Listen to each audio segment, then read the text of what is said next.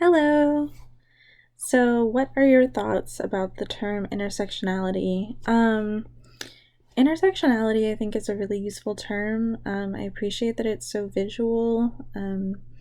By visual, I mean, the fact that you can literally see like two intersecting lines and then the person in the center, and that gives you a way to, as Kimberly Crenshaw says, like frame the term. And I like the idea that she talks about, like when she discusses the case where the judge ruled, okay, you haven't experienced racial discrimination, you haven't experienced gender discrimination, but that there was really no way at that time that he was framing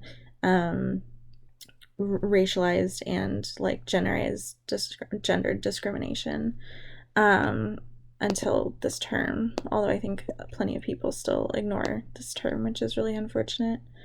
Um, why do you think it's important to have words to describe people's experience?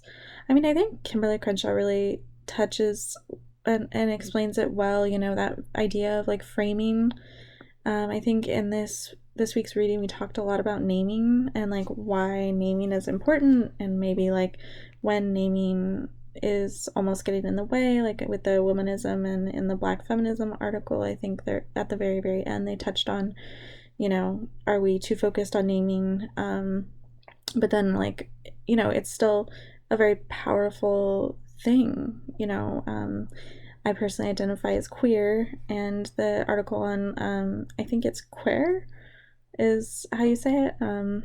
Queer studies was like really interesting because that is true that queer has become like this umbrella and simultaneously can be exclusive, and is exclusive when it's not addressing anti-racism in its community, which a lot of times it's not.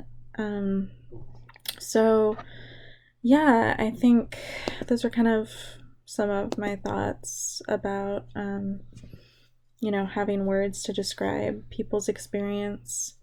I think it's a really interesting dilemma in general. Words are, from a linguistic perspective, words shape the way that we see the world. So people who have names for certain colors, they see those colors, they see distinctions between those colors, whereas other languages don't. And so I think that it's easy to sometimes say, like, okay, it's just a word, but it does actually, it has been shown that it shapes us and it goes both ways. We create words based on a lived experience, but our words that we have and that we have availability, or that we have privilege to have, also affect us and affect how we see the world. So, yeah, and then this question, how do you see intersectionality relating to the people in your life, the people in your community? I spend a lot of time around queer people of color. That tends to be like my group that I'm in is like largely queer POC, and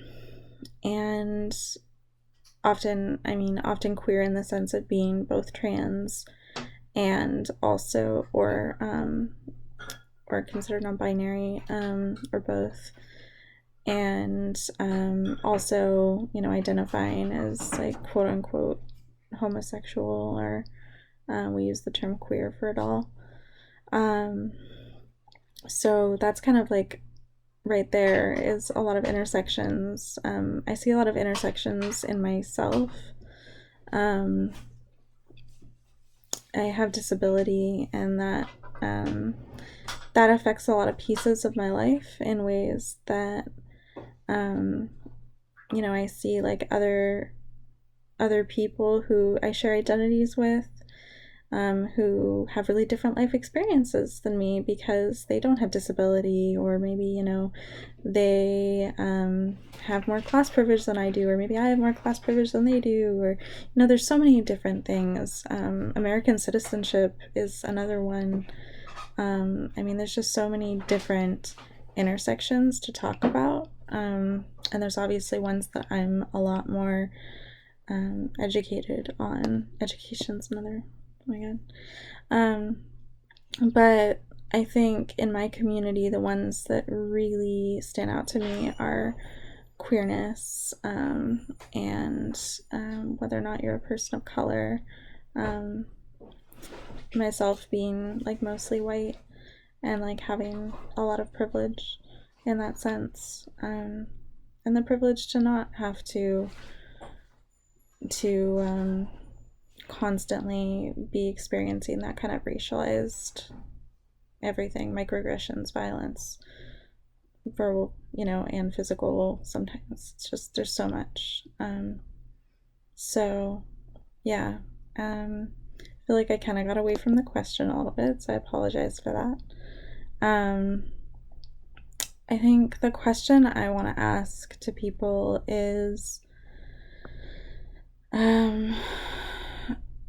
I think one thing that we talked about in the readings, I forget exactly which reading it was in, but we talked about how like naming, I think it was in the article on womanism and black feminism, but how even naming itself can be something that is a privilege within the academic community or within communities that just generally have more privilege to have time to be making these names and to be working on these things. And that's something I've thought about a lot, specifically like when I'm hanging out with other friends or family who are Latino or Latinx, because like I personally like the term Latinx for various reasons, a lot relating to queer identity, but that term I only know of that because of going to college.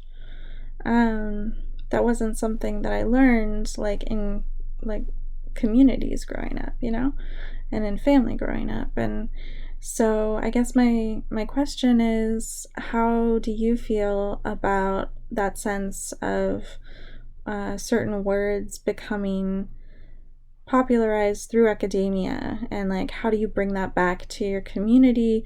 Do you choose to bring that back to your community? What does it feel like to learn these words and then to try and make sense of it all with the way you grew up? I swear that's one question. Yeah. Anyways, that's all. Night, folks.